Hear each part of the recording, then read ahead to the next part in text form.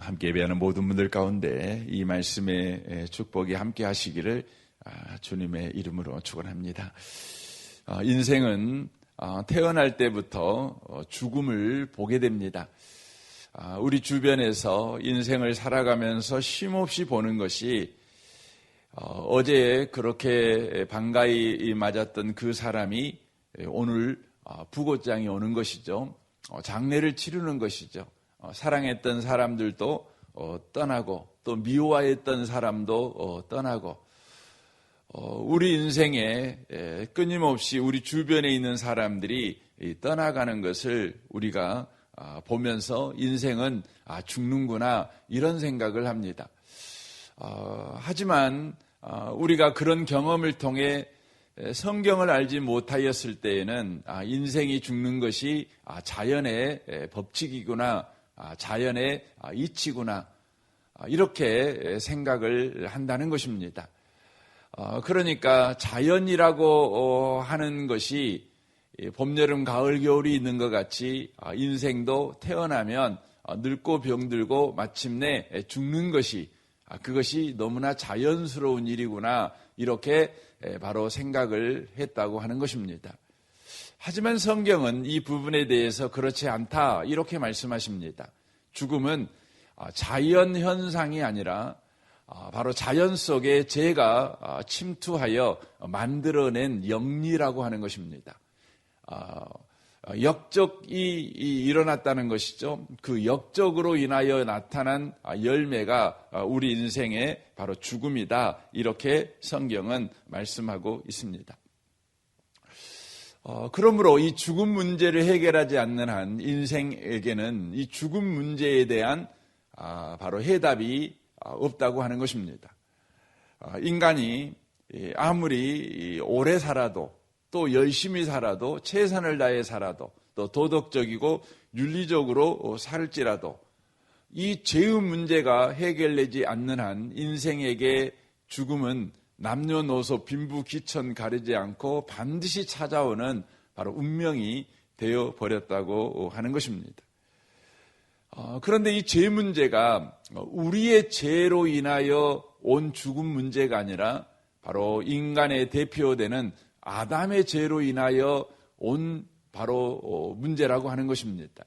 그러니까 내 죄 때문에 죽는다고 그러면 내가 이제부터 죄 짓지 않고 윤리적이고 도덕적으로 살아간다면 해답이 될 수도 있을 것인데 우리의 죽음의 문제가 바로 우리의 조상된 아담으로부터 시작된 바로 문제라고 하는 것이죠. 또 아담으로부터 결정된 문제라고 하는 것입니다. 아담이 지금으로부터 몇천 년 전에 태어난 사람인지 정확한 연도는 알 수는 없지만 분명하게 수천 년 전에 바로 태어난 사람이고 창조된 사람이고 수천 년 전에 죄를 지어 수천 년 전에 저와 여러분의 운명이 죽는다 이게 결정된 것입니다. 여러분 수천 년 전에 이미 결정되어 버린 그 사건을 인생은 뒤집을 방법이 없는 것입니다. 역사 속에서 일어난 그 사건을 뒤집어 버릴 수 있는 방법이 여러분 인간에게는 없어요. 다만 우리는 지나온 역사를 보면서 바꿀 수 없어서 다만 아쉬워하지요. 또 후회하지요. 원망하는 거죠. 비난하는 것이죠. 그게 다입니다. 방법이 없지 않습니까? 당장 저와 여러분만 해도 우리에게 일어난 10년 전 이야기도 여러분 우리는 바꿀 수가 없지 않습니까? 다만 후회하고 억울해하고 원망하고 비난하고 이게 다지요.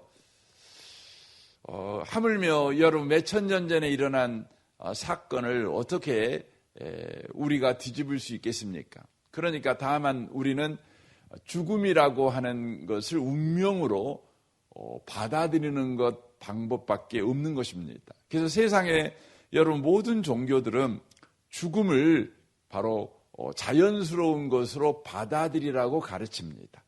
죽지 않으려고 애쓰지 말고 죽음은 우리가 어찌할 수 없는 운명이니까 그냥 죽음을 받아들이고 살아라, 이렇게 우리에게 가르치는 것이죠. 죽을 때 죽더라도 미리 죽는다는 걸 가져다가 매일 나 죽어 이렇게 걱정하고 염려하고 불안해할 필요는 없지 않겠는가. 죽을 때 죽더라도 죽음을 잊고 살아라, 이렇게 가르치는 것이죠. 인간에게는 죽음 문제에 대한 답이 없습니다. 그런데 오늘 본문의 말씀에 보니까 놀라운 일이 일어나죠. 23절에 그러나, 그렇게 시작된다. 그러나 죽음 문제에 대하여 인생은 답이 없어요. 다만 죽음 앞에서 어야태야 우는 것밖에 방법이 없다는 것이죠. 그런데 우리 인생에 그러나의 일이 일어났습니다. 우리 인생에 바로 뒤집어버리는, 죽음의 판을 뒤집어버리는 일이 일어난 것입니다. 어떻게 그 일이 일어났습니까? 그러나 이 은사는 그 범죄와 같지 아니하니 곧 한 사람의 범죄를 인하여 많은 사람이 죽었은즉 더욱 하나님의 은혜와 또한 한 사람 예수 그리스도의 은혜로 말미암은 선물은 많은 사람에게 넘쳤느니라라고 말합니다. 여기에 보니 그러나의 일이 우리 인생에 벌어졌습니다. 죽음의 판이 뒤집어지는 일이 벌어졌습니다. 어떤 일로요? 은사로 이 일이 벌어졌습니다.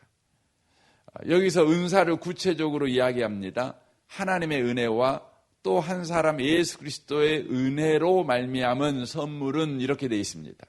그러니까 여기서 선물은 은사라는 말이죠. 그러니까 앞에 은사가 나오고 뒤에는 단어를 바꿔서 선물로 그렇게 기록해 놨는데, 바로 죽음의 판을 뒤집어 버린 은사가 바로 하나님의 은혜이며 예수 그리스도의 은혜다. 바로 그 하나님의 은혜가 죽음의 판을 뒤집어 버렸다, 이렇게 지금 소개하고 있는 것입니다. 사람이 아무리 노력하고 애써도 죽음에 대하여 어떤 해답도 찾지 못해서 죽음을 운명으로 받아들인 우리에게 우리 하나님이 이 죽음의 판을 은혜로 뒤집어 버렸다는 것입니다. 하나님이 친히 바로 이 죽음의 판을 뒤집어 버렸다는 것이죠. 죽음은 인간이 만들어낸 겁니다. 그러니까 인간이 죄로 죽음이 온 것이죠. 그래서 하나님은 네가 죄지어서 죽음이 네 인생 가운데 들어왔으니 네가 그 문제 해결해. 죽음 문제는 네가 만든 거니까 네 책임이야. 이렇게 우리 하나님께서 떠맡기지 아니하시고 바로 우리 하나님께서 이 죽음 문제를 친히 바로 해결하기 위해서 은혜로 우리 인생 속에 뛰어들어 오셨다고 하는 것이죠. 은혜로 이 죽음의 문제, 죽음의 판을 뒤집어 버렸다는 것입니다. 여러분, 은혜가 뭡니까? 은혜는 율법과 반대되는 것입니다. 율법이라고 하는 것은 잘하면 복, 못하면 여러분 저주, 이게 바로 율법 아니겠습니까? 거기에 반대되는 것이 뭐냐면 여러분 은혜입니다. 그러니까 잘한 것도 없는데 바로 우리 가운데 바로 하나님의 복이 임한 것입니다. 자격 없는 자에게 하나님께서 친히 우리 가운데 은혜를 베풀어 주신 것, 복을 베풀어 주신 것, 이것이 바로 은혜입니다. 이 성경에서는 이 은혜를 하나님의 의다고 표현을 합니다. 하나님의 의, 이렇게 표현을 합니다. 이 하나님의 의라는 이 표현을 어떤 분은 하나님의 의리, 이렇게 표현을 하더라고요. 의리라고 표현하더라고요. 여러분, 보통 의리는 어디서 씁니까? 여러분 그 윤리적이고 도덕적인 집단에서 의리를 쓰지 않아요. 의리는 보통 뭐 조폭들이 의리를 쓰잖아요. 의리. 여러분, 의리라는 이 단어가 조폭사에서 쓰여지니까 좀 부정적인 그 의미로 쓰여집니다. 그럼에도 불구하고 여러분, 이 의리라는 단어가 은혜를 이해하는데 아주 효과적인 단어입니다. 여러분, 의리는 뭡니까? 윤리와 도덕을 뛰어넘는 거예요. 그러니까 분명히 내가 잘못했어요. 그런데 의리 때문에 봐줘요. 의리 때문에.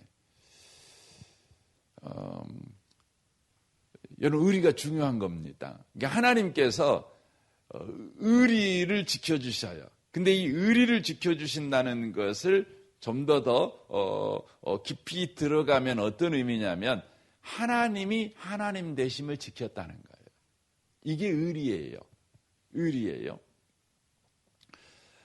그러니까 은혜가 뭐냐? 그러면 은혜가 우리의 태도를 보고 하나님이 어떻게 행동할 것이냐를 결정한 것이 아니라 바로 하나님이 하나님 자신을 보시고 자신을 지키신 거예요. 이게 뭐냐면 은혜예요. 이게 의예요. 또 의리다고 표현할 수 있는 것입니다. 그러니까 우리를 보고 하나님이 어떤 태도를 취할까를 결정하지 아니하고 하나님 자신을 보고 어떻게 바로 결정할 것인지를 선택하신 것이죠. 이게 하나님의 바로 은혜다, 이렇게 말씀을 드릴 수 있습니다. 모세에게 나타나서 하나님께서 모세가 하나님 당신은 누구이십니까? 이렇게 질문할 때 나는 나다, 이렇게 대답을 합니다. 그 의미가 뭡니까? 나는 한 번도 나를 포기해 본 적이 없는 하나님이라는 겁니다. 나는 언제나 하나님이다. 이게 나는 나다라는 의미입니다. 나는 언제나 하나님이다. 환경이 바뀌고 상황이 바뀌어도 형편이 바뀌어도 사람이 바뀌어도 나는 언제나 하나님답게 바로 일하시는 나는 나다. 나는 하나님이다. 이런 의미의 말이죠. 그래서 아브라함의 하나님, 이삭의 하나님, 야곱의 하나님 이렇게 소개합니다. 그 말이 무슨 의미입니까? 나는 아브라함에게도 하나님이었고 또 야곱에게도 하나님이었고 이삭에게도 하나님이었다. 사람이 바뀜에 따라서 나도 바뀐 자가 아니다. 나는 어떤 사람 앞에서도 늘 하나님이었다. 아브라함이 못난 짓 해도 야곱이 욕망에 불탄 행동을 해도 이삭이 그렇게 맥없는 행동을 해도 나는 언제나 그들에게 동일한 하나님이었다. 그래서 아브라함을 보고 이삭을 보고 야곱을 보면 사람들이 하나님에 대해서 헷갈리지 않아요. 아브라함한테 행한 하나님하고 이삭, 야곱에게 행하신 하나님이 달라요. 그러면 우리가 하나님이 누구신가 하고 야곱을 통해 보고 아브라함을 통해 보고 이삭을 통해 보면 혼돈에 빠져서 헷갈려가지고 하나님이 누구인지 잘 모르겠어. 언제는 이랬다가 또 언제는 저랬다가 종잡을 수가 없어. 꼭 우리 같아. 여러분, 하나님은 인생 같지 않죠. 여러분, 그리스 로마 신화를 보면 거기에 신들이 나옵니다. 대표 신이 제우스 아닙니까? 그리고 여러 신들이 등장하죠. 근데 그 신들에 관한 이야기가 써져 있는 그 책을 읽다 보면 무슨 생각이 드냐면 신들이 꼭 사람 같네? 이런 생각이 들어요. 사람 같아요. 신들이 이 욕망에 불타가지고 자기 욕심 채우려고 막 독수리로 변했다가 하여튼 욕망을 채우기 위해서 그냥 무슨 짓인지 해요. 도덕이고 윤리고 없어요. 그냥 막 무슨 짓인지 해요. 그거 보고 있으면 꼭 사람 같아. 그런 생각이 들어요. 여러분, 사람은 그러잖아요. 사람은 환경에 따라서 바뀌어요. 사람 따라 달라요. 어느 때로 보면 너무 친절한 분이신데 어느 때 보면 너무너무나 악당이에요. 그래서요, 내가 저 사람이 누군지 잘 모르겠어. 그럽니다. 여러분 그 사람을 딱 보면은요, 한 달 정도 보면은 조금 알 것 같아요. 근데요, 10년 살고 20년 살고 30년 살잖아요. 그러면 더 모르겠어요.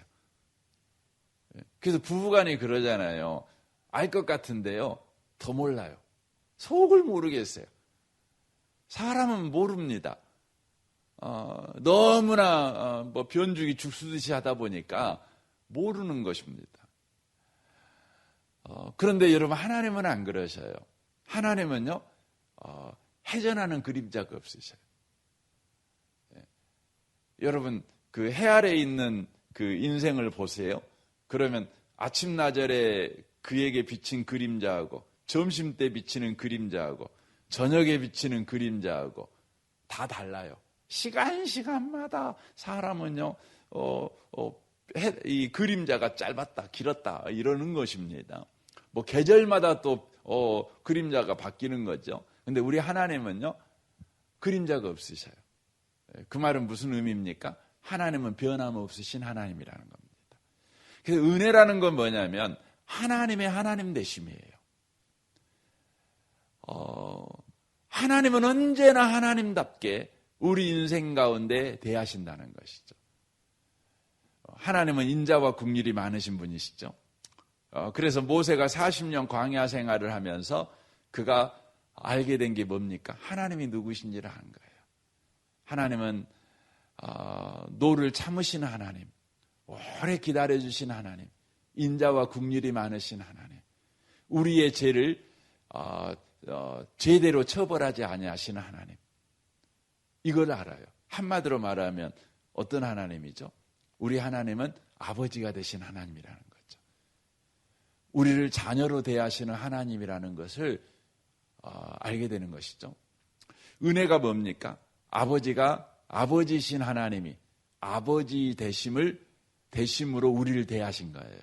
이게 바로 은혜였죠. 은혜죠. 이게 참 놀라운 것입니다. 그러니까 죽음의 답을 갖지 못한 우리 인생, 그래서 다만 죽어가는 우리 인생에게 우리 하나님께서 친히 개입하셔서 우리를 바로 이 죽음에서 구원하신 것입니다. 죽음의 판을 뒤엎어버렸는데 그 방법이 뭐냐면 은혜입니다. 하나님의 하나님, 바로 대심이라고 하는 것입니다. 이게 얼마나 놀라운지 모릅니다.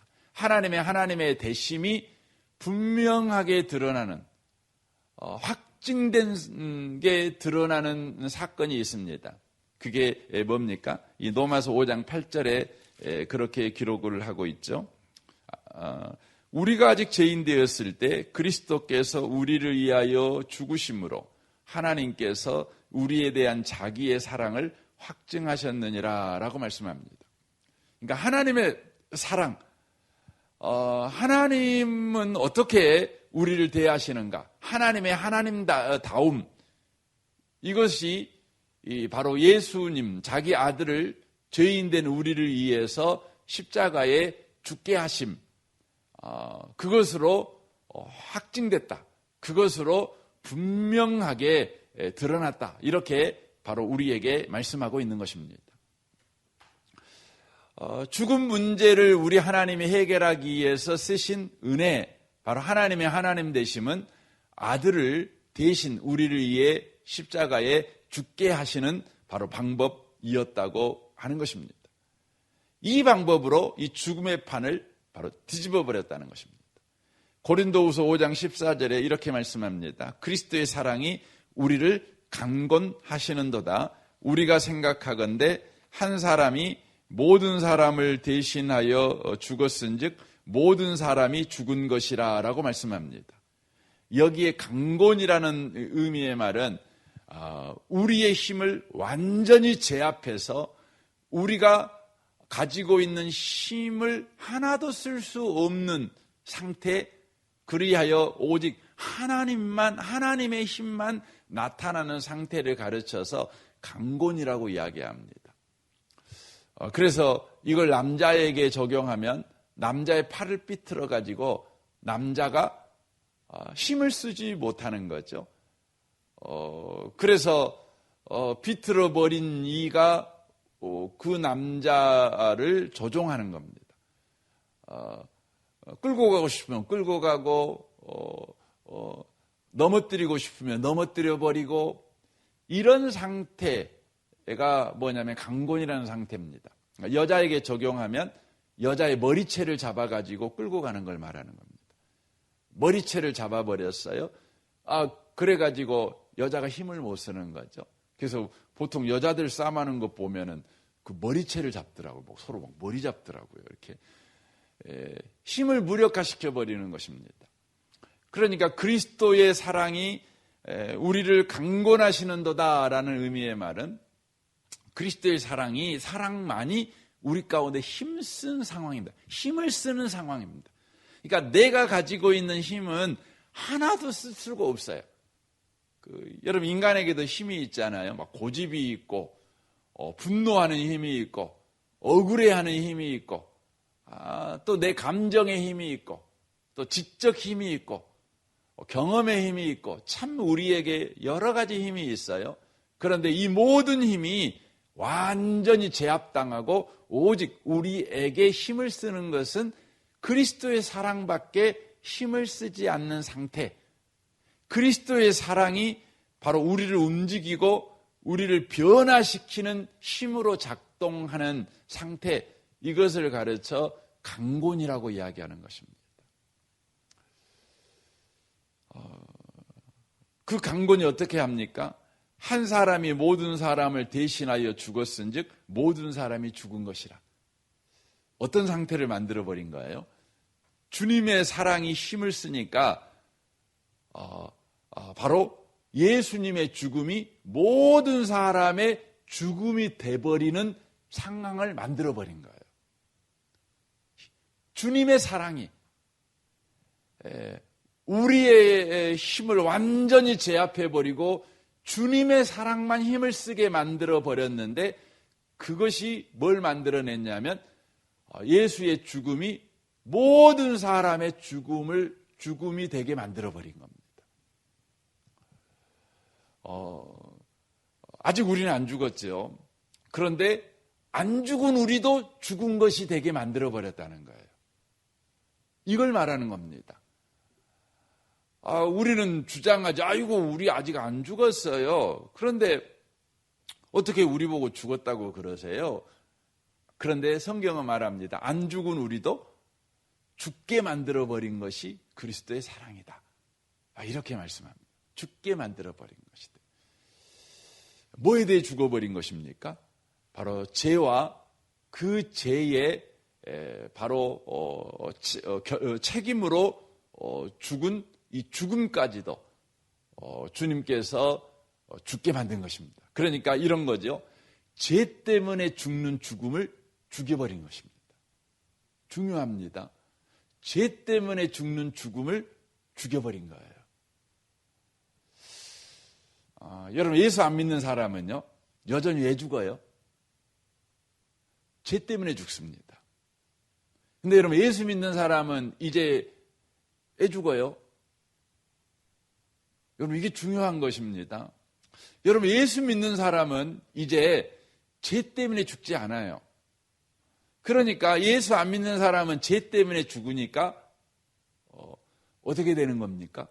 지옥 가는 거죠. 그런데 예수 믿는 사람은 이제 죄 때문에 안 죽어요. 뭐 하려고 죽어요?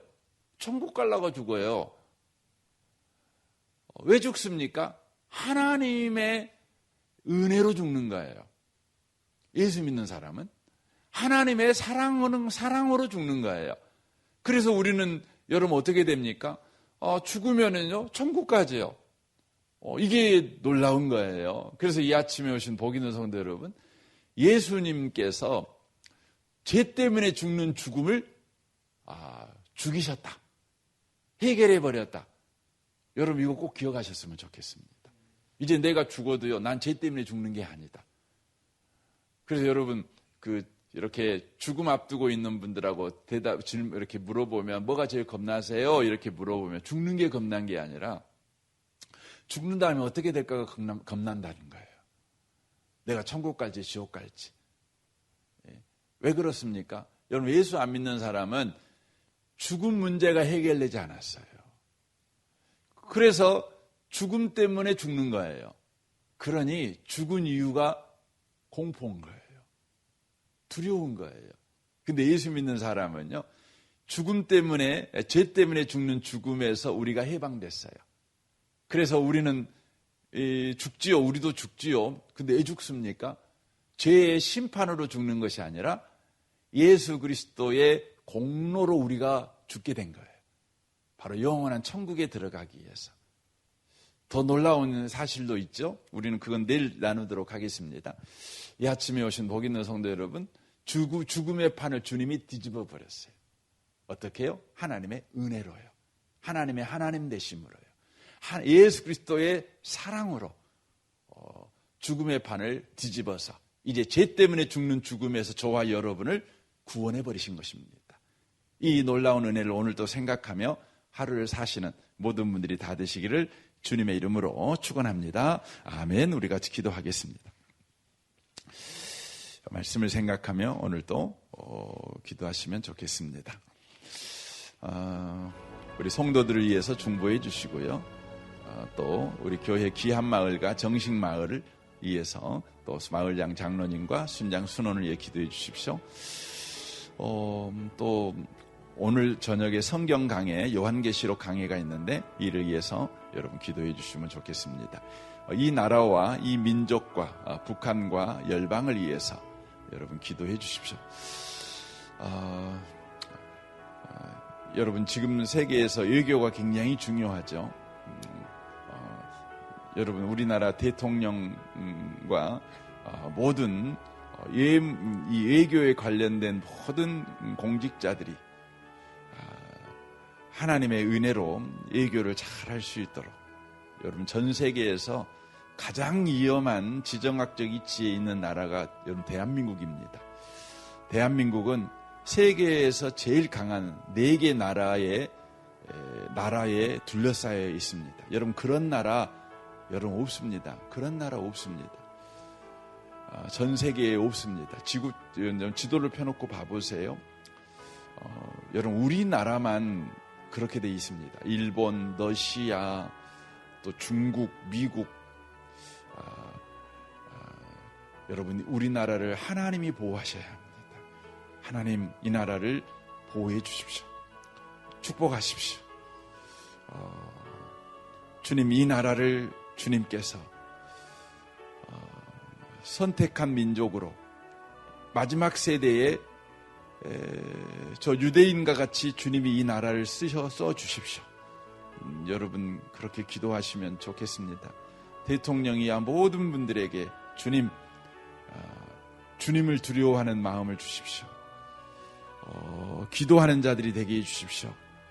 여러분 기도해 주시면 좋겠고요. 우리 한국 교회를 위해서 한국 교회가 여러분 청와대보다 여러분 대통령실보다 여러분 교회가 중요합니다.